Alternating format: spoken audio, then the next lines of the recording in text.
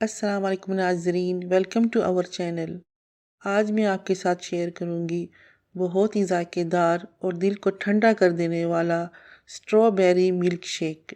इसे बनाने के लिए हमें चाहिए half cup sugar, 1 cup ice cream, 1 cup बर्फ़, 1 cup strawberry, 1 litre milk, blender jar में दूध डालें,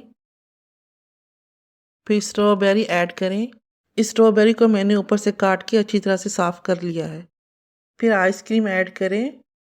मैं यहाँ पर वनीला आइसक्रीम ऐड कर रही हूँ। फिर शुगर ऐड करें। शुगर आप अपने टेस्ट के हिसाब से कम या ज़्यादा कर सकते हैं। फिर बर्फ़ ऐड करके अच्छी तरह से ब्लेंड करें।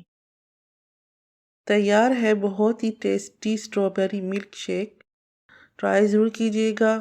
अगर आपकी कोई फरमाइश हो तो कमेंट्स में हमें ज़रूर बताइए। Thank you for watching. अल्लाह हाफिज़।